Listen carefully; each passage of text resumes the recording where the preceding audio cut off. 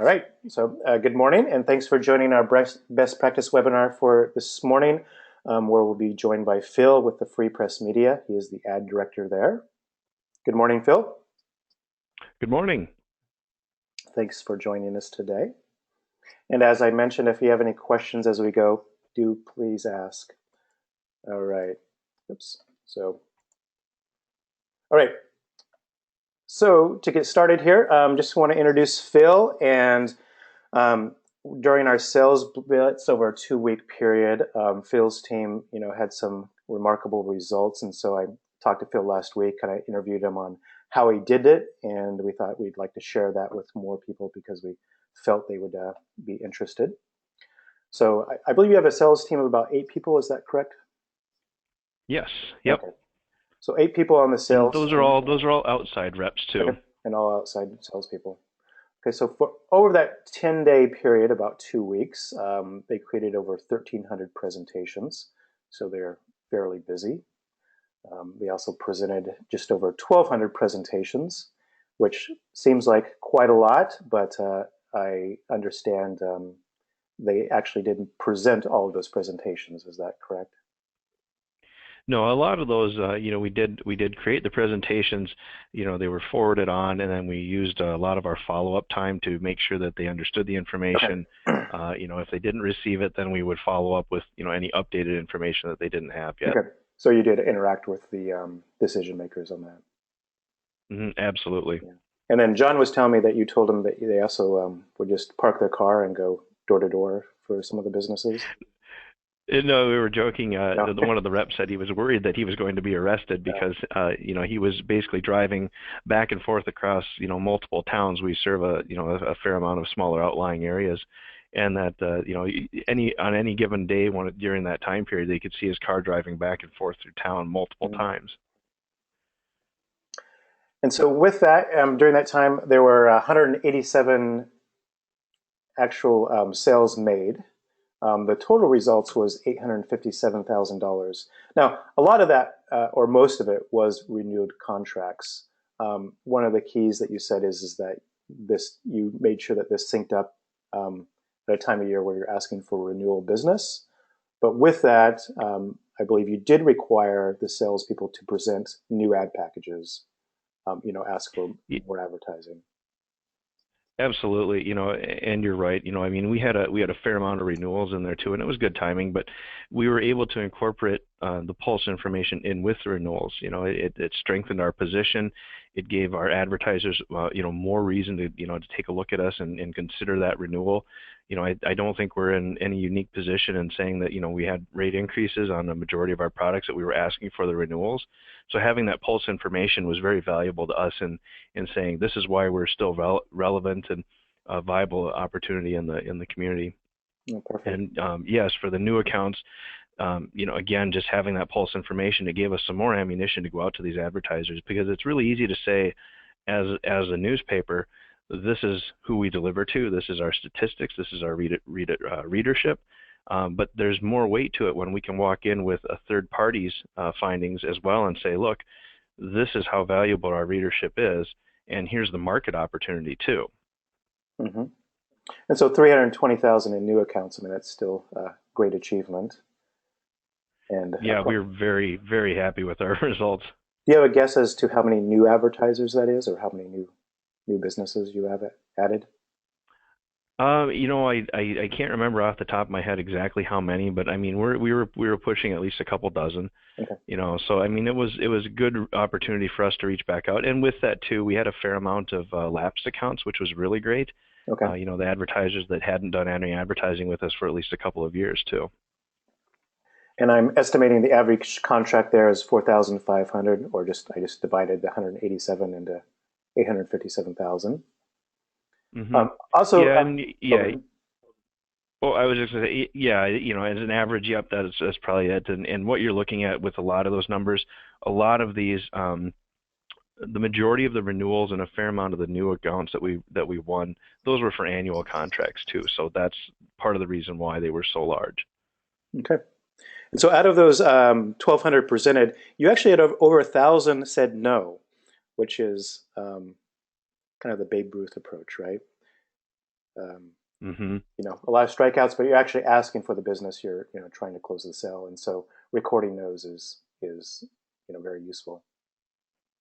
Yeah, and with that too, I mean, obviously it's you'll never get a yes if you never ask. So you have to ask, and if you end up getting no's, then so be it. But the other opportunity hidden within that is that even if they've said no to this now, it doesn't mean that there's not an opportunity to go back for something else later. And by having them in the system with what we've already presented to them is going to be very valuable to us. Okay. And so I'm just going to highlight some of when I was talking to you. I made some notes on your process. Um, this is not include everything that you did, but some of the key points that I picked up on. So please do comment on any of this. So one of the ideas you had was to kind of leverage this contest that we had, kind of use it as a catalyst for some other initiatives you were doing at the same time. We mentioned renewal contracts. A lot of those were up for renewal, Hmm. and then organizing your kind of sales team and that initiative around that blitz. And so it provided a lot of motivation and interest. Anything you'd like to add to that? No, I mean, really, you just kind of hit it on the head. It was a good opportunity for us to really push some opportunity for Q1 dollars. Winters in Minnesota are not exciting, so anything that we can do, to help build up some revenue in Q1 is always great. So it was great timing for a contest, and we were able to utilize some internal things to emphasize that as well. Okay. And then you mentioned you targeted categories, kind of use that prospector program to go fairly deep into one type of business. Yeah, absolutely. As you and I had talked about, having that prospector example and having that category focus was tremendous for us because it really, I think some of the struggle sometimes is where do you start when you have so much opportunity and so much information in your hands. Where do you start? And having that prospector it was easy to say, hey, guess what, guys? We're going after financial planners this week. Here's a list. Here's a bunch I can assign out, Mm-hmm. and go get them. And you said going line by line, so you were trying to make presentations for most every financial planner in your market. Yeah, so again, using that prospector example, we could go through and find out, okay, who's in the system, who can we create presentations for out of that, and then I had a couple of reps who would then go through their entire account list, line by line, and say, okay, well, who do I have that fits into this as well, Mm-hmm. and then compare that against the ones that were in the account list. Okay, perfect. And then you built, I believe, in the Google Maps, when you click on presentation or build a presentation, it pulls that account into your accounting page, and you use that as well to manage those accounts, correct? Yep, Okay. yep. So, as you said, all the information was right there in Google Maps, as you clicked on the category. I think one of the other key things is, as you build those presentations for one specific category, you're able to kind of incorporate feedback. So, building more presentations for other financial planners, it's easy to copy and edit those presentations, but then you can actually improve upon the previous presentation. Yeah, having the ability to edit those presentations, even and then customize them for individual advertisers was really helpful because using those key business areas that we had in the presentations, what's important to the advertiser and what products are important to them. It would be true for maybe say half the group, but then the other half it would change slightly. So as we started making those presentations and as we got feedback from the advertisers on this is important to me and this isn't, we were able to go back and then in the future then craft better presentations as we went. So it was kind of like learning as you go and then applying that knowledge. Mm-hmm. So as we got down to the end of that that day or that series of presentations, we really had fine-tuned that to something where the advertisers, we could walk into them and say, hey, I understand that these things are important to you. Have I kind of covered it all? And they say, yep, absolutely. Yeah, another thing I've noticed when salespeople have done that, you make one presentation to one business, you learn a lot about that business, and then the next time you seem like even more of an expert about their particular business category. Absolutely, yep. Okay. And then finally, as ad manager, you made sure that none of these leads, none of the businesses actually fell through the cracks, right?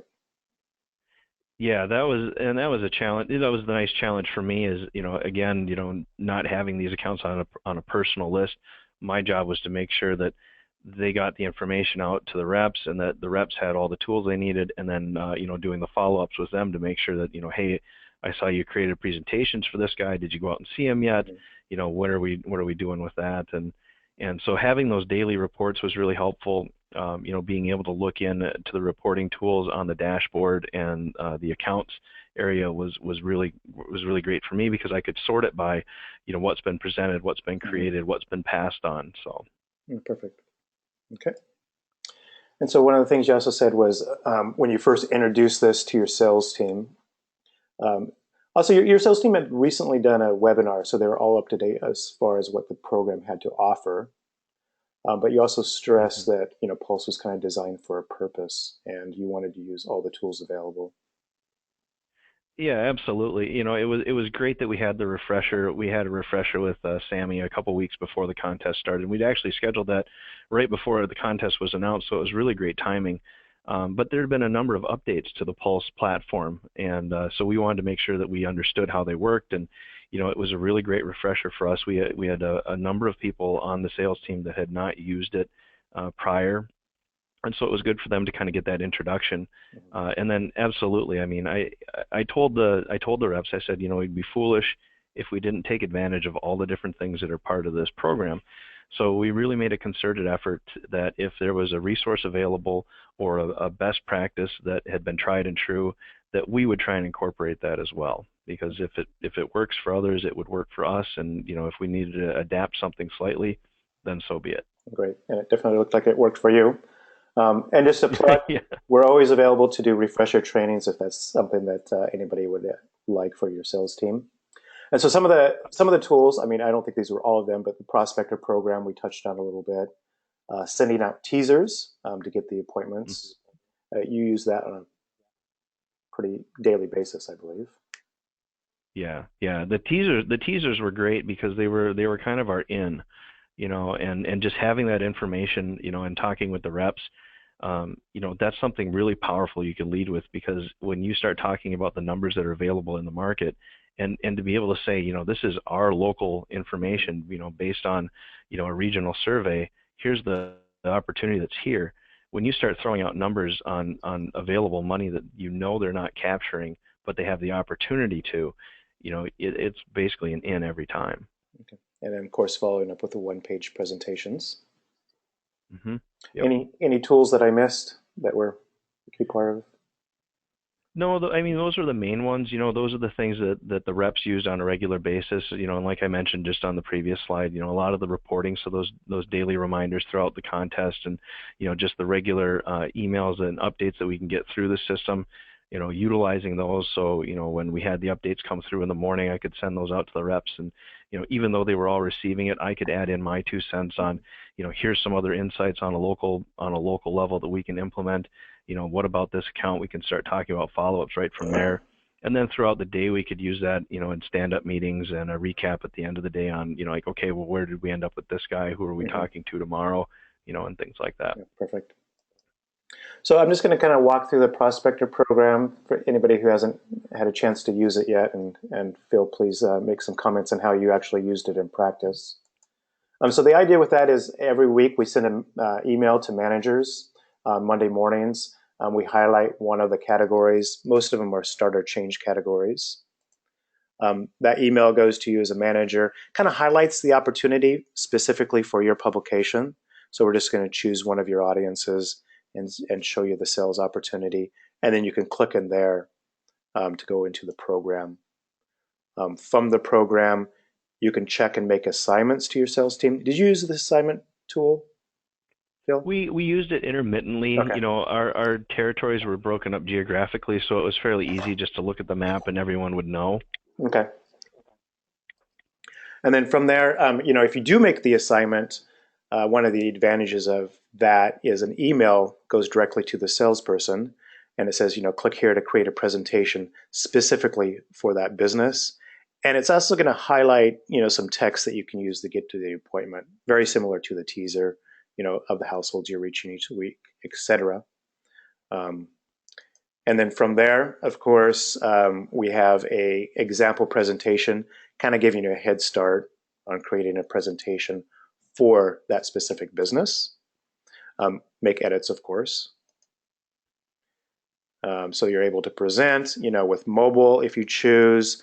And I think one of the keys here, I don't know if you used mobile presentations. Is that tablets? Do you have tablets available? We did. We did use the mobile presentations. Our sales team is armed with iPads, so the mobile presentation was fantastic to have right at their fingertips. Okay. And so with the mobile presentations, what I like about them is the presentation does not have to be perfect. As you're talking to the business, you can actually make some changes based on their feedback, and they're really getting engaged and getting more buy-in to the information you're presented. So a quick question, Phil, how long have you been using the Pulse tool? I mean, how long have you been a client? Oh, gosh, we've had the tool for a number of years now. I've actually only been here about a year myself. Okay. So when I got here, I was introduced to it, had some great conversations with Sammy, and then as we kind of got our feet under us, that was when we set up the refresher course and kind Okay. of got back into It was almost everything. like a relaunch, and I believe one of the people on your sales team had not really been using it, and they were surprised at how effective it was. Right, and even some of the people that had been using it before, made that same comment, and I attribute a lot of that to the updates that were done for the platform. Mm-hmm. They said, "Wow, this is easy to use or easier in some cases." They liked the detail that was added, and kind of the flexibility. It was a lot easier to work with than it sounds like they had previously experienced, Okay. and that may have been maybe a training issue on our end where we just didn't quite understand everything, but. No, I mean, we're trying to improve it, make it simpler, but we're also incorporating a lot of ideas we got from sales people over the years. So finally, we have weekly videos. So currently, if you go into the help section, click on examples. I think we have about 8 so far. 10-minute videos on how to make presentations specifically to each category. And I'd really recommend you take a look at those if you haven't had a chance to review them. All right. Next is teasers. I think that these can be used effectively. Um, I think one salesperson sent out almost 1,000 over 2 weeks. I don't think that was at your publication, but it was an inside salesperson who sent out a lot of teasers. So one of the things we suggest on this is copying the text, putting it in your own email program, editing this to really make it work and more relevant for that specific business. We also suggest, of course, either calling them first or following up with a phone call, maybe leaving a message, some variation of that same information. And I think that from what we hear, definitely helps in getting appointments. Anything you Mhm. want to add there?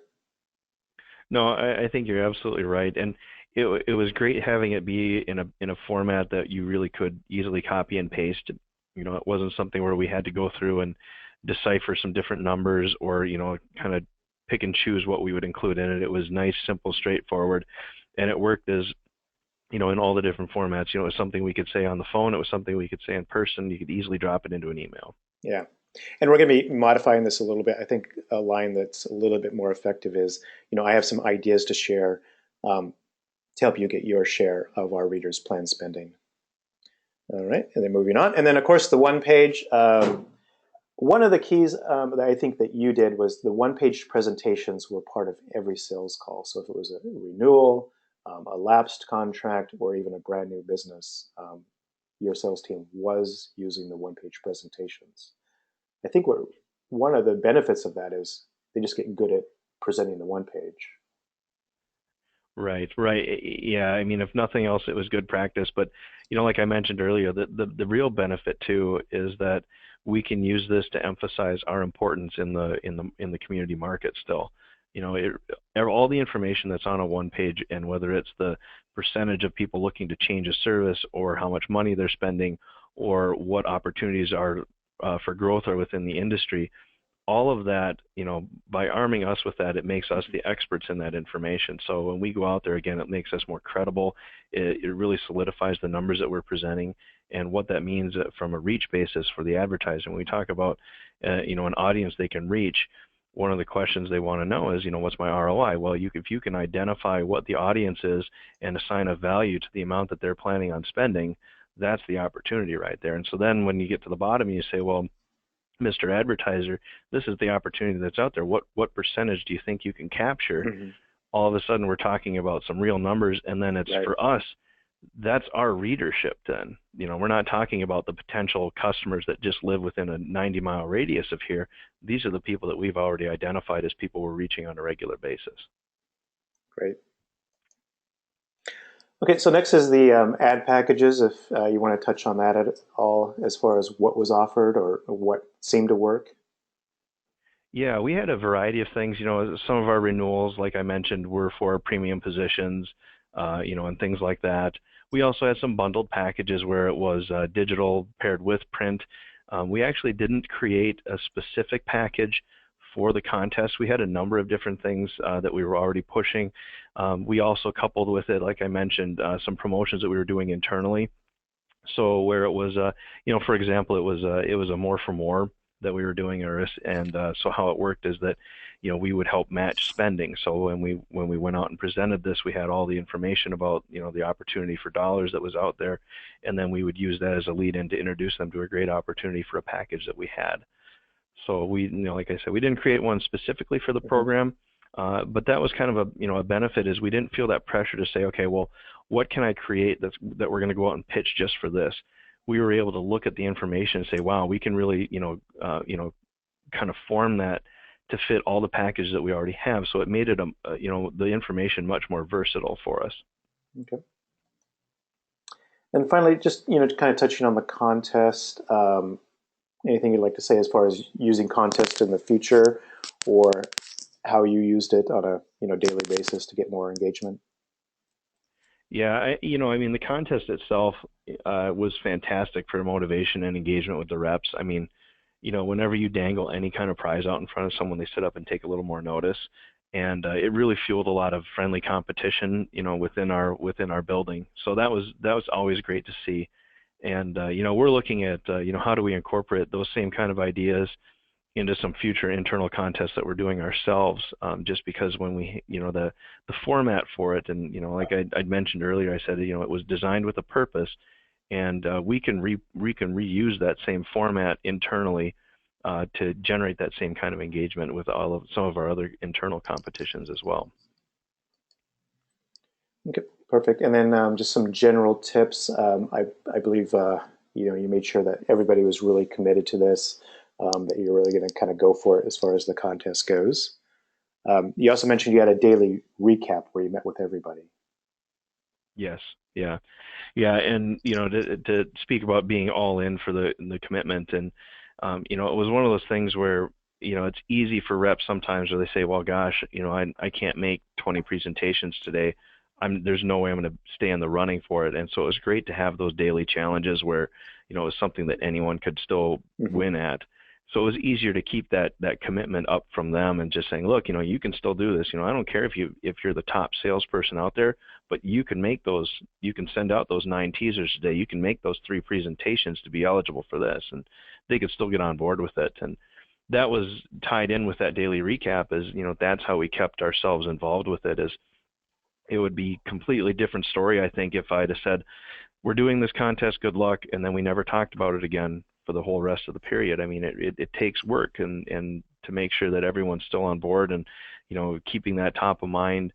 And it takes work then too to make sure that how are they incorporating it. There were a number of times where we would evaluate, well, who are you talking with today, or who have you met with? Did you bring a presentation, or are you going to bring a presentation with too? So constantly reminding, how do we keep at the contest on every level. Right. And that kind of highlights that working with everybody individually, find out what's working, what's not working. You said you met with Hmm. each salesperson every day individually. Yes, yep, absolutely. And a lot of that's just everyone works at a different pace. So I wanted to make sure that I was pushing each salesperson, as much as I could. Okay. Anything else you'd like to add or any other suggestions? No, I think that was it. I'll say too that I think I talked with someone from Pulse almost every other day, which was a great benefit too. And whether that was just clarification on some of the contest terms, or just getting ideas, or they had a couple instances where reps noticed something that wasn't quite working the way that Hmm. they thought it should, and so we'd reach out, and the response was great, and so having that support was really integral to our success as well. Okay, great. And so our current plan is to do this contest quarterly, so everybody can get involved. Uh, Also, we're going to be improving upon it. I mean, we did get feedback. I think we're going to outline the rules even better.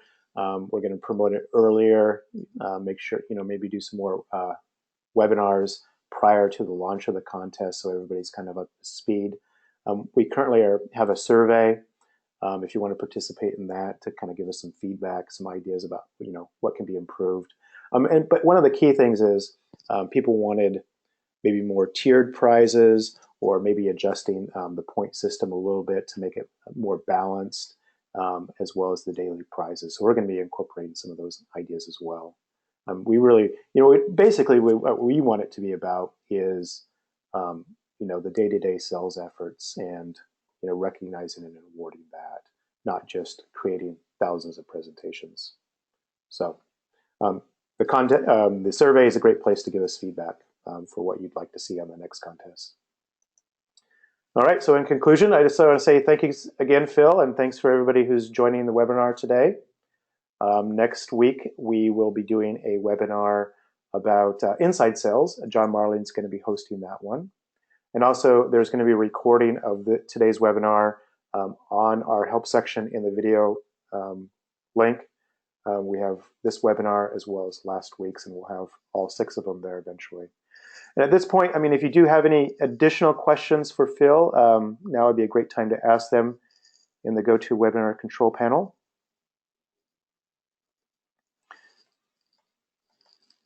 All right, so just everyone's thanking you, Phil, for joining us today. And if anything comes to mind, feel free to just give us an email and we can follow up with you individually. Right. Perfect. Well, thanks a lot, Brian. I really Yeah, appreciate you thank having me. you. All right.